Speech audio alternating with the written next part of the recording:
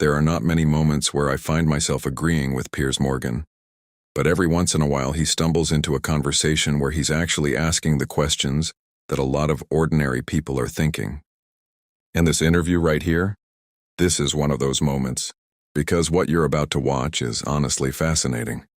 You've got two retired military figures, Major General James "Spider" Marks and former Special Forces veteran Jim Hansen, going on national television trying to convince the audience that Donald Trump's handling of the Iran conflict has been some kind of massive strategic success for the United States. But there's just one problem.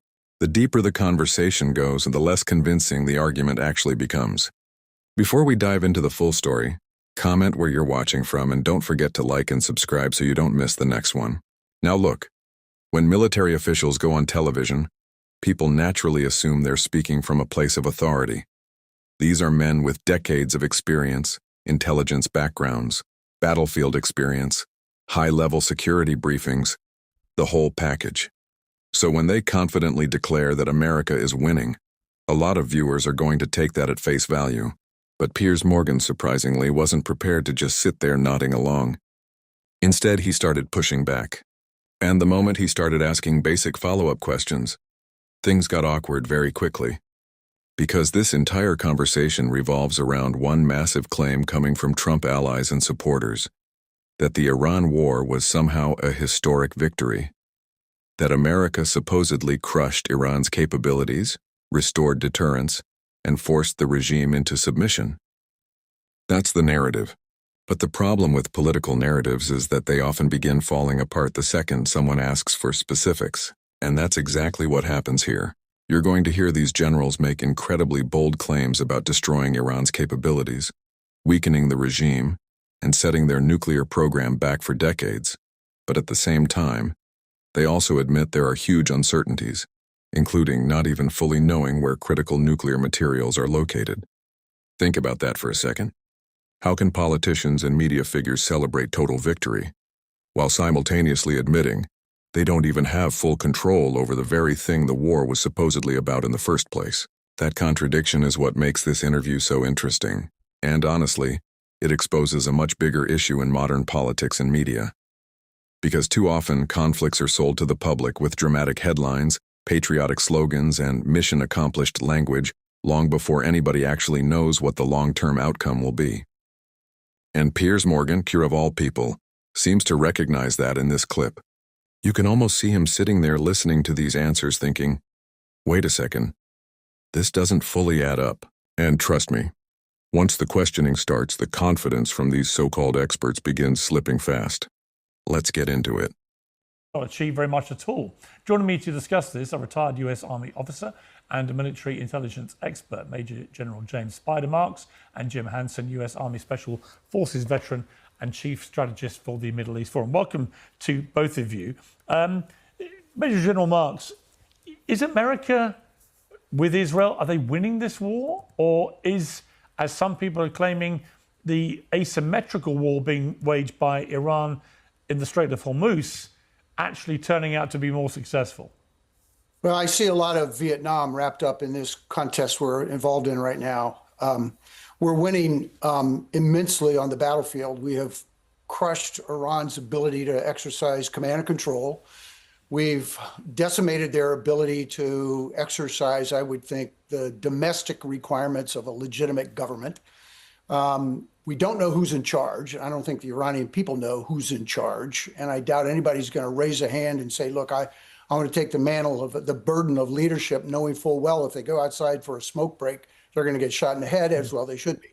So my experience viewing this is that we are inflicting incredible damage. But from the perspective of who's got the longer horizon, time horizon of how much longer we can withstand pain, I think Iran has the ability to simply hang in there much longer than we do, because we're dealing with political dynamics, which are really incredibly difficult for us to look at a warfare through the political spectrum. But that's what it's all about. But I think that's where it is. I've described this in many cases. Look, there's a lot like Monty Python, and the Holy Grail, and that tis but a scratch, as their arms and legs are getting cut off, but they've got the ability to hang in there. Yeah, Jim Hansen, I mean, it seems to me the goalposts have shifted significantly throughout this 6-week war so far. We've gone from wanting regime change to total surrender to now the main theme is we've got to stop Iran getting a nuke and so on. And it's all been very confusing and very inconsistent. But ultimately, if at the center of this is Donald Trump's claim that Iran must be stopped from developing a nuclear weapon, can this war be perceived to be successful if the enriched uranium, which Iran possesses, remains in Iran in their possession? Well, to extend the metaphor, I'd say that's the Holy Grail. You have to get that. And I don't think there has been a shifting of goalposts. The goal all along has been to stop Iran from getting a nuclear weapon, being able to develop one, having the initiative to do it, having the ability, having the ballistic missile programs and other conventional arms that protect them and stop other people from going in and removing that capability. So from that perspective, all of those things have at least been put on hold or set back decades. Their defense industrial base is non-existent at this point. They're running out of missiles and drones and everything else. And I think at some point you have to look at what President Trump's decision was. He had to either take the fact that they had begun trying to develop their nuke program again, which has one purpose. Let's not pretend it's about nuclear power. It never has been. It's always been about the Islamic Revolution's bomb. And he said, if we don't do something to stop that at this point, they're going to continue. And at some point, another president is going to see a mushroom cloud.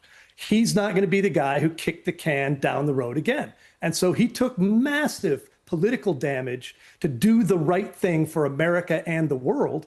And I think he'll see it. But how is he going to get the enriched uranium without committing a significant number of ground forces with all the danger that goes with it? He's going to break the Islamic Republic's will to continue. The blockade hurts them more than us. They need to get oil revenue and they need to bring things in. If that stops, and we have every capability to do that, it's already started, then they only have a couple weeks where they have enough cash reserves.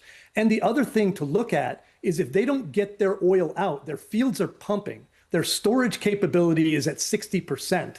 That'll be filled up in less than 2 weeks. After that, they have to shut their wells down, and that breaks the wells. That ruins the ability to continue pumping. So they've got a 2-week window tops if we enforce this blockade.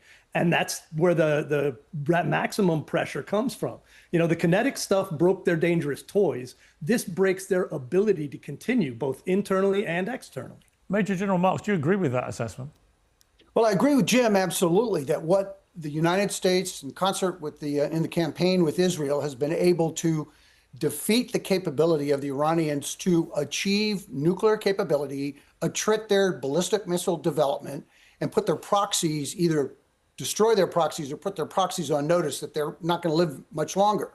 And so I see this as we're in a period of transition, and that we can go from what we've seen over the course of the last 5 weeks, which has been quite phenomenal and destructive in terms of what has been able to be achieved. And we could transition into a period where we could have sustainable engagement against those targets. The 3 red lines are proxies, missiles, and nukes.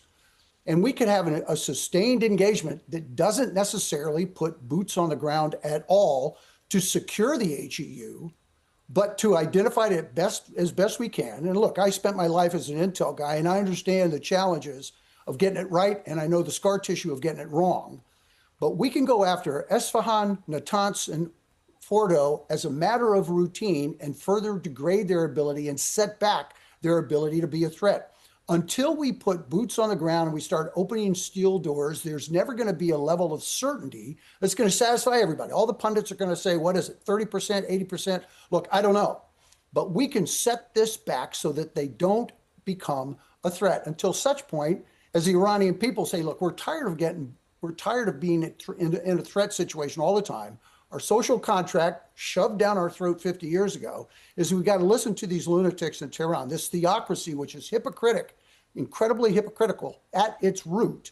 And at some point, we give them the opportunity to rise up and say, we want something different. That horizon may be years away. But the horizon for us is racing upon us because we have elections. We have a vocal electorate, and we have challenges associated with that. And I don't disagree with Jim. I think every one of President Trump's predecessors is probably smoking a cigar and drinking a bourbon right now saying, for God's sakes, I wish I'd done that. Well, I'm not convinced by that. And the reason is I think there's also a credibility issue with President Trump, to be honest, which is that after the 12-day war last summer, he was out there saying very loudly, we have destroyed their nuclear capability, put it back decades, blah, blah, blah, blah, blah. And yet within 8 months, he felt the need to launch a full-fledged war against Iran for precisely the reasons that he said had been neutralized 8 months earlier. So there is a credibility issue there. And my question would be here, well, how do we know? Whose word do we take? If suddenly we get the same statements being made, oh, we've done it again. 8 months later, we've once again, we have neutralized their nuclear threat for another 2 decades. Well, how do we know what to believe? Well, Piers, Donald Trump. Sorry, that was for Jim. Sorry, yeah. Go ahead, You Jim. know Donald Trump. You've talked to him. Yeah. He loves hyperbolic rhetoric. He plays information warfare as well as any leader on the planet. And in as long as I can remember, back to probably Reagan was the last guy who did that style. And Reagan's was polished movie star. Trump's is bombastic New York real estate tycoon.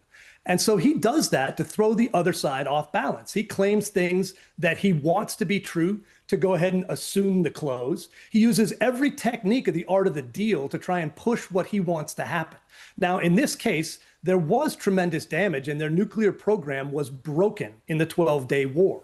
When we saw and noticed that they were doing things that said they're just going to continue to rebuild it, he had to recalculate and say, well, you know what? They didn't learn the lesson. We broke it. They couldn't make a bomb right now, but they're going to do it again. And these 12er Shia Islam, sect that Iran has, believes that they need an Armageddon-like event to bring the return of the 12th Imam to rule the world. So you can't trust guys like that, but you can say they're going to look at the long game.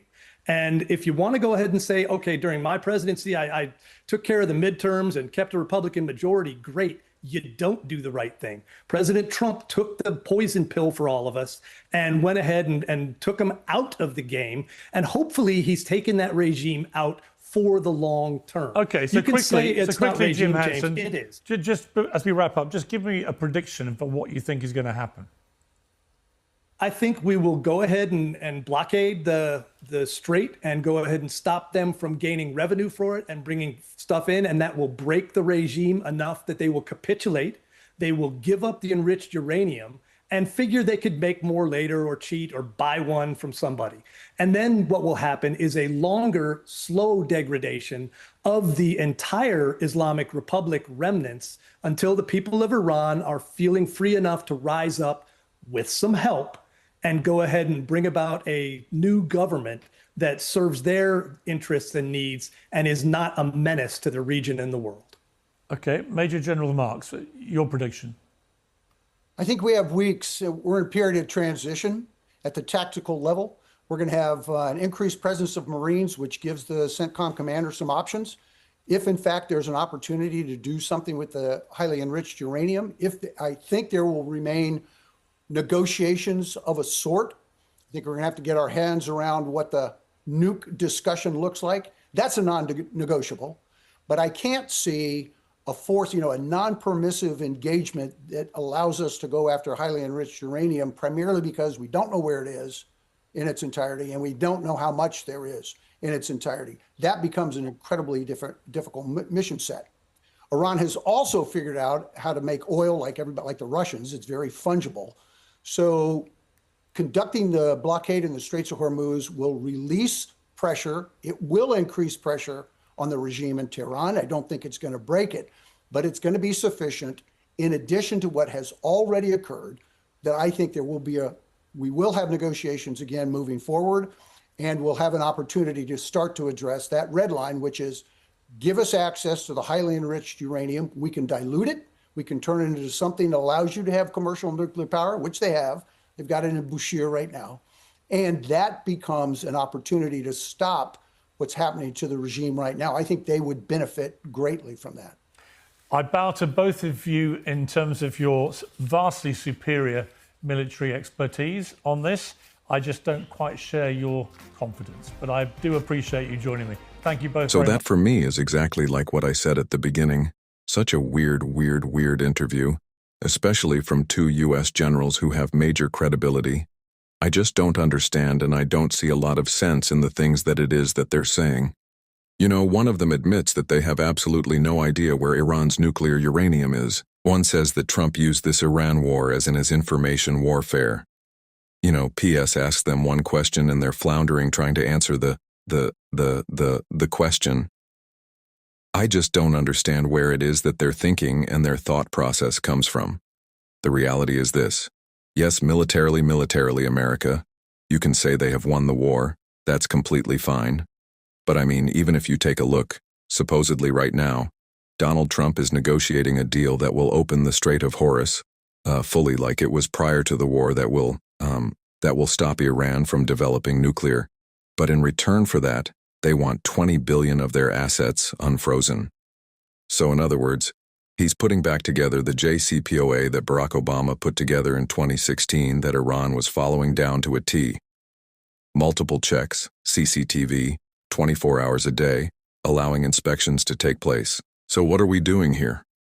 What are we doing here? There is absolutely no way at all that America are winning. There is no way. And that's the reason as to why Donald Trump keeps saying that he's winning, but yesterday, we saw he sent more personnel over there. You know, we see that the negotiation is taking place now. You don't need to negotiate if you've won, but America has not won. But that's what Donald Trump likes to think and likes to have his people think. Why? Because a lot of people believe it. Let me know your guys' thoughts on this exchange in the comment section below. Subscribe, hit the thumbs up, hype up the video, and please turn on the bell notification. See you guys in the next one.